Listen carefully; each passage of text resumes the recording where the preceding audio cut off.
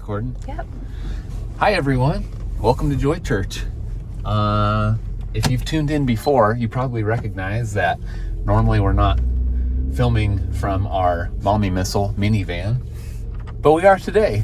As most of you probably know, especially if you're in our neck of the woods, we've had some pretty crazy fires recently, and a lot of people are displaced. A lot of people are scattered right now. We've taken people in for a couple of nights. I know that a lot of you guys probably have too. And so what we're doing today is what a lot of you are probably also doing, and that's taking care of people. We're going to drive around and take some groceries and some presents and games and all sorts of stuff to different people, because that's what the church does when there's times of trouble, when things are intense like this.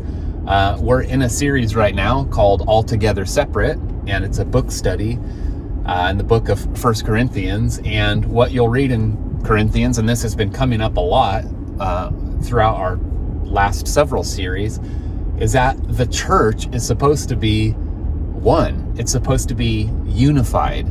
The way that Paul talks about it is that the church is the body of Christ. And it's interesting when Paul is talking about it, he says we should be so tight-knit, we should be such a unified unit that when one member suffers, all members suffer. When one member rejoices, all members rejoice. And 2020 has been a little bit more suffering than it has been rejoicing. Some of y'all need to start rejoicing so that we can rejoice with you, because we've been suffering enough. But we really feel like there's people who have lost. We have close friends whose house burnt completely to the ground, and we want to take care of them. We want to go and make sure that we can provide joy. We can bring some presents to their kids. We can bring them some stuff that they need. And we know that we're not the only ones doing this. A ton of you guys are doing this. You're going out of your way. You're spending your own money. You're taking your own time, and you're taking care of people. The problem is I can't get you guys on camera, so we have to do it. But we're just thankful that you guys care about each other, that you're taking care of each other. And if you're being a jerk and super selfish, hey, get with the program. Find somebody who needs some help. Even if people aren't saying that they need help, chances are they probably do. And that help is going to look different to different people. Some people need some money. Some people need groceries. Believe it or not, some people just need some joy. They need friendship. They need someone who's checking in on them. We know that some of the people that we're close with have been displaced. Their house is burned down. They've got kids, and what they need is some normality. They need some joy. They need fun. They need conversation. And so we're going to make sure that they have food, they have clothing and things like that, but we're going to get their kids some presents too, because we don't want their kids to perceive this as just total loss and devastation. We want their kids to see that there are people around who care about them. They think about them. They have their best interest in mind. And so I'd encourage you, just think about people, really love people. Go find some needs and fill them. You don't have to take on every single need. You don't have to find every single thing that's gone wrong, but man, find one person or find a few people. And even if it's something small, the point is that the church is a group of people that perceive themselves as family. We perceive ourselves as people who are stuck together in a good way in this family, and that not only do we take care of each other out of obligation, but we take care of each other and it's fun. It's exciting. Paul said about Jesus that it's more blessed to give than to receive. And that can sound like something that we maybe say around Christmas, and it's on like a decorative needle point, that is on grandma's wall, but it actually is the truth, that it is better. Not just better in the sense of it's what Jesus wants us to do, but it's better in the sense that you actually are a happier and better person for giving and for taking care of people. That's not just the Bible talking. Even scientific studies have proved that when you give, that when you help somebody, that when you extend yourself for the benefit of another, your life actually becomes better. Your brain produces chemicals that make you feel better, that make you operate. I'm gonna get in a wreck here. I'm in a busy parking lot. Oh, no one knows where they're going. But your life literally does get better. It's not just some kind of motto. It's not some kind of Christian cliche. It's actually observable. You're a happier person. You're better off. And so find somebody, help somebody, find somebody who's in need, buy something for them, give them some cash, get them some food, take them out, babysit their kids so they can have a rest. Do what you can. It doesn't mean you have to, buy them a brand new house and take care of everything that they own. It just means be a friend and be present in their life. We were told that firemen required the use of chapstick, so we're picking some out at the store, and I tried all the different flavors, but they weren't for me, so I put them back in the package. Harry's razors. I see what you did there. I don't know who this superhero is, but he does not look trustworthy. Teach your children to stay away from a man like this.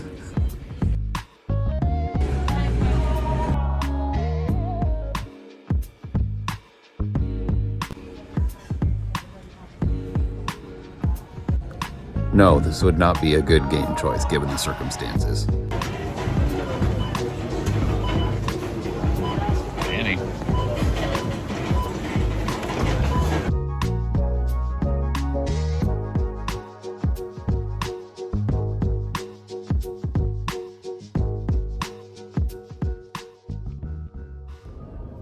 Hey everybody, we are now heading to our youth pastor's family's house right now. For those of you guys that don't know, Chris Willis is fighting the fires. He has been on them since they exploded in Phoenix Talent. He works with the Jacksonville Fire Police Department, and his family's been up worried, sick about him. He's been on them day and night, and today is his first day off in a long time. And so Aaron and I went to Fred Meyer this morning, and we put together a couple goodie bags just for the fire station, for the Jacksonville Fire Station. They've been working the fire, they've been working hard. We got them snacks, of course, but we also got them things like socks and chapstick and ibuprofen, and things that they can keep in the fire truck that are gonna really help them out, just something to snack on from fire to fire. They're exerting so much energy, carrying around hoses, full gear on, and so it's not much, but we just wanted to put together a couple bags for Chris to be able to take back to the station to say, you're being thought about and prayed for, and we're so thankful for all of the fire stations around Southern Oregon. But Chris is going to be able to take that to them and just bless them with that from the congregation. So it's amazing. But we also just put together, a bag of snacks for their family and a couple of board games, just stuff to keep their mind busy while Dad's off working the fires. There's so much that goes into, firefighters, police officers, when you send them out into just traumatic things that are going on. The family is releasing them, knowing that it's very, very dangerous and that they're facing a lot. It's scary for the kids, but just a thank you to the family, something that we can do for a family in the congregation. Just bless them with, fruit snacks and Oreos and just some fun stuff, some fun board games, just to say thank you. So we're on our way to their place right now just to bless them, and we're just excited to love on families today. So that's what we're doing right now.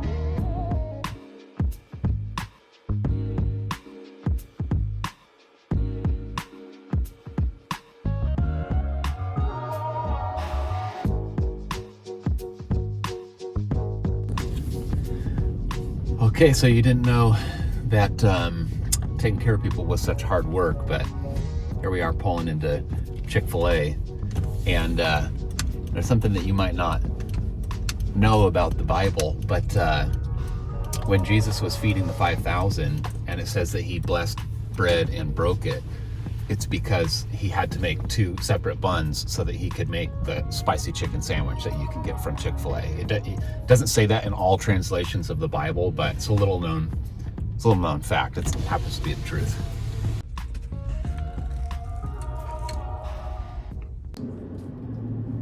In Luke chapter 10, Jesus has an interesting conversation with a Pharisee. He's a scribe, somebody who knows the law. They know the Old Testament very well.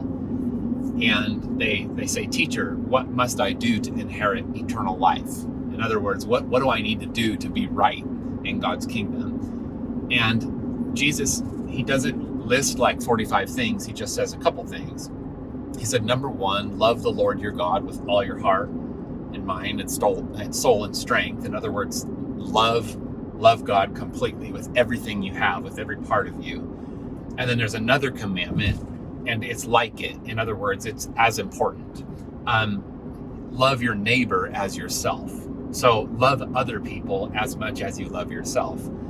And that's an interesting thought, that Jesus commands not only to love God, which is number 1, that has to happen, it's fundamental, but he commands us to love other people as much as we love ourselves. And so the scribe, he responds, basically trying to wiggle out of it and find some gray area. And he says, "Okay, teacher, but who's my neighbor?"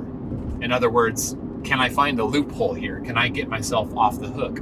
And so Jesus launches into the story of the Good Samaritan. And we use the word Good Samaritan all the time, and basically we just mean a good person, or a person who does a good deed. It's somebody who does something nice for somebody else, or someone who helps out in some way. And that's true, but the cultural and historical context is that Samaritans, people who inhabited the country of Samaria, were at odds with the Jews. They had a rival religion. They had a rival background, and the Samaritans hated the Jews, and the Jews hated the Samaritans. And so when Jesus was telling this story, you've probably heard the story before, the Good Samaritan stumbles upon this guy who has been beaten by robbers. He's been left for dead on the road. And the Good Samaritan, chances are, when he pulled up on this guy, he recognized, this is a Jew. This is somebody that I should hate, I should be at odds with, I shouldn't show this guy any love. And instead, what happens is there's various different people who pass this unfortunate Jew who's laying in the street. There's a priest, there's people who work at the temple, there are all of the usual suspects that really should be and are obligated to take care of this guy, and they neglect him. But the Samaritan, the Good Samaritan, he's the only guy who actually looks at this guy with pity and compassion. And it says that he puts him on his own animal and he takes him to an inn, somewhere where he can get medical attention, and he pays with his own money. He pays for the guy to be looked after and to have a room at this inn so that he can recover. And Jesus asked this scribe who's trying to wiggle out of his duties, he asks, who do you think is this guy's neighbor? Is it the priests who they really did have an obligation to help, but they chose not to? Or is it the guy who should be hated and despised by the Jews, but he knew what was right and he did it? Who do you think is more neighborly? And the scribe answered correctly. He said, the Samaritan was the one who was taking care of his neighbor. He was doing what he knew he was supposed to do. And Jesus said, that's right. That's how you ought to live. And you need to have compassion on people. And that's an interesting word. When Jesus says, that the one who was neighborly is the one who had compassion. The word compassion, we use it just kind of in a modern sense, in a way that means pity, or we feel bad for somebody. But the actual word compassion means to get down into the mud, get into someone's suffering. It literally means that you have so much empathy toward a person and what they're going through that you feel it in your bowels, you feel it in your guts. It is it's true to you, it's real to you. And it's interesting that Jesus said that. Yeah, the one who showed compassion is the one who was taking care of his neighbor. There's another verse about Jesus that says that he went up on the mountain to pray all night, and when he came down, he saw that the nation of Israel was scattered like a sheep without a shepherd, and it says that he had compassion on them. And in a time like this, when people are scattered, people are displaced, people are going without, they need help, this is the time when we as the church should feel compassion. And this is the thing about compassion. It's easy to be like, you know what? These people got themselves into this situation on their own. They weren't paying attention. They were in the wrong place at the wrong time. They spent their money on something that wasn't worth it. These people, they got themselves into a bad situation and it's their fault. Therefore, I'm off the hook and I don't need to help them. And that's just absolutely untrue. The entire gospel message, the entire message of salvation is that we, human people, are sinners. We got ourselves into a situation that is horrible. We chose ourselves by our own will to do things that we knew were wrong and that brought death into our lives. And thank God that he would show compassion to the point of death on the cross. He would get into our suffering. He would get into our problem. And what this does is it compels us, it obligates us to say, you know what, my starting point is the fact that the gospel has guaranteed me a place at God's table, not because of what I've done, because I haven't done anything good enough to merit his compassion. The gospel message is that God is good enough that he would invite us into his family despite the bad choices that we've made.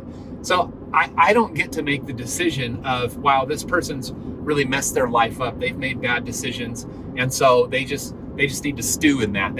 This is their chickens have finally come home to roost. This is what they deserve. I don't get to say that. If I expect that Jesus's grace is good enough to cover me, it's good enough to cover my sin, it's good enough to cover my willful disobedience, well, I should live every day perceiving other people as requiring that same sort of grace. And so in a situation like this, look around at who you can help and don't ask the question, what did they do wrong? Don't ask the question, how do I take care of me and mine? How do I protect myself from other people? Do what Jesus did and give. That seems to be God's solution to everything, is to give. And to those of you who are that way, keep on keeping on. To those of you who are giving, you're tithing, you're giving offering to the church, keep doing it. This is what that giving is going towards. It's going towards helping people, taking care of people. If you haven't jumped into that before and you just thought, you know what, I'm just going to conserve and keep my stuff to myself and watch out for a numero uno, I'd just challenge you and say that God always gives his way out of every problem. God doesn't call us to have empty hands. He calls us to have open hands. I've heard it said that if God can get it through you, he can get it to you. Like, he's in the business of taking care of his children, of those whom he loves. And he wants to use us as his instruments to do that. And so I'd challenge you, find somebody who needs help. Give of your time, give of your effort, your energy, give of your money.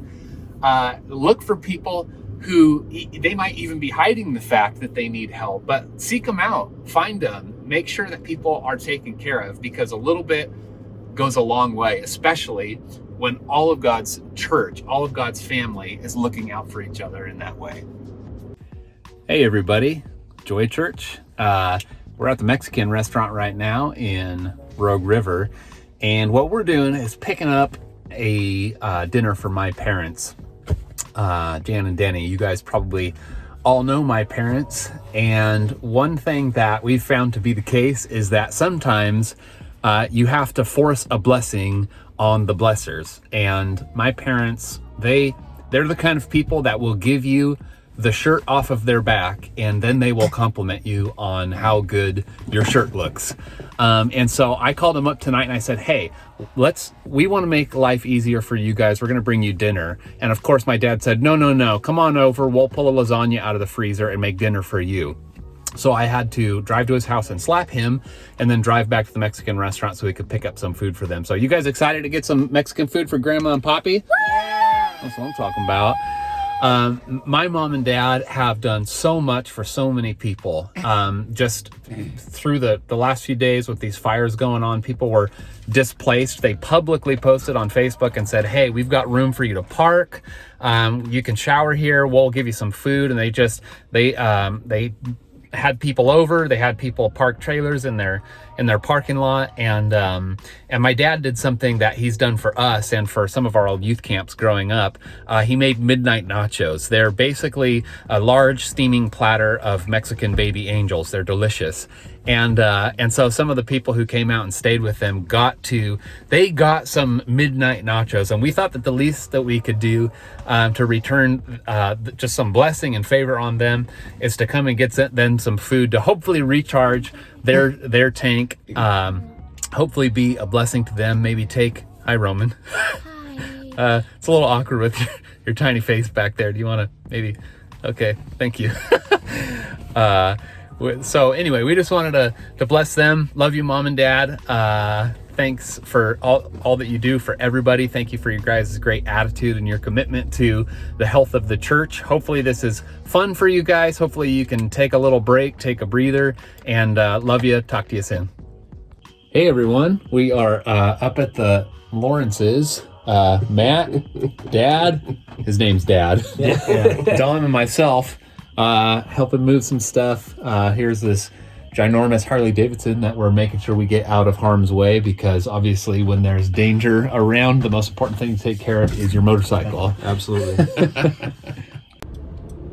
So we are out and about getting ready to head home for the day.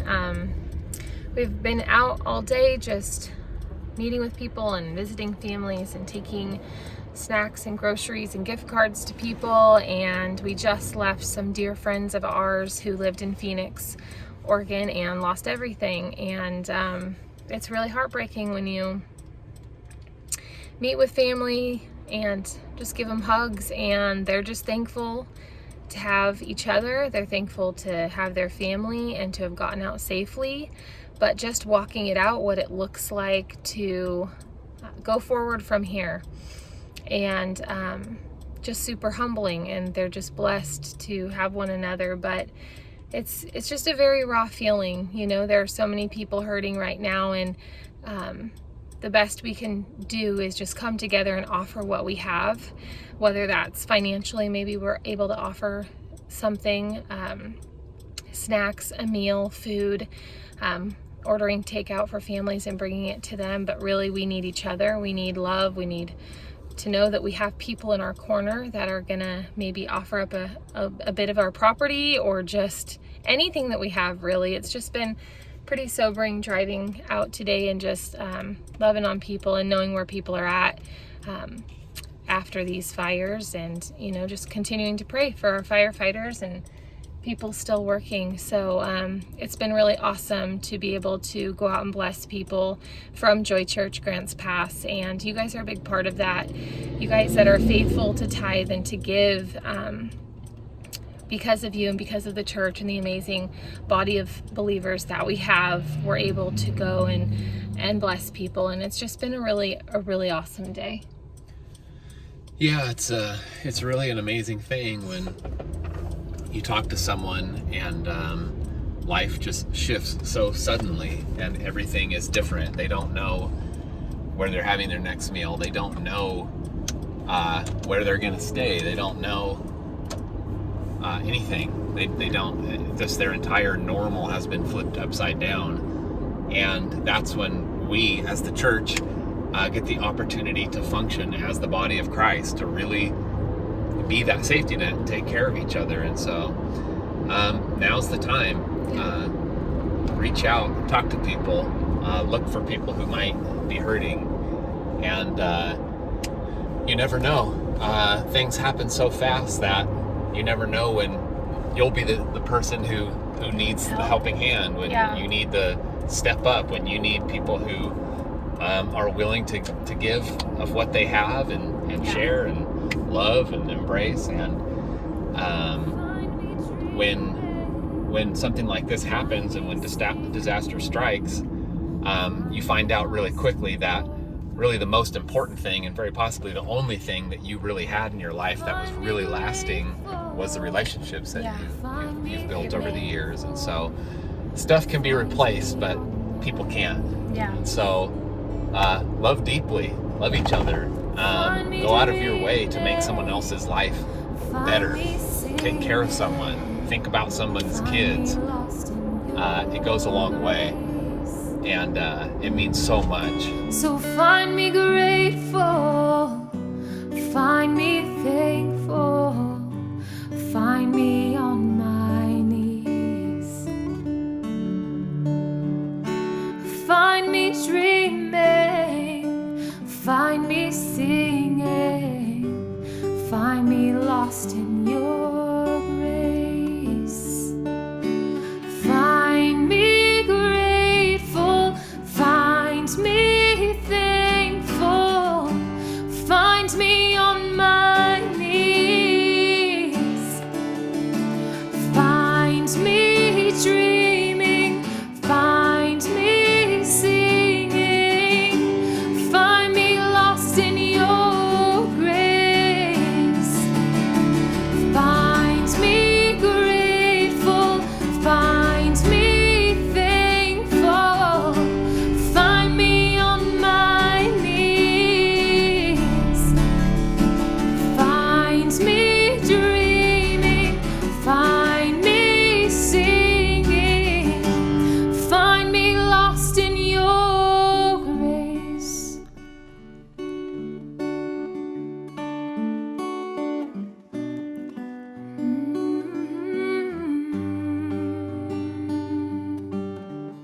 Sing one more time.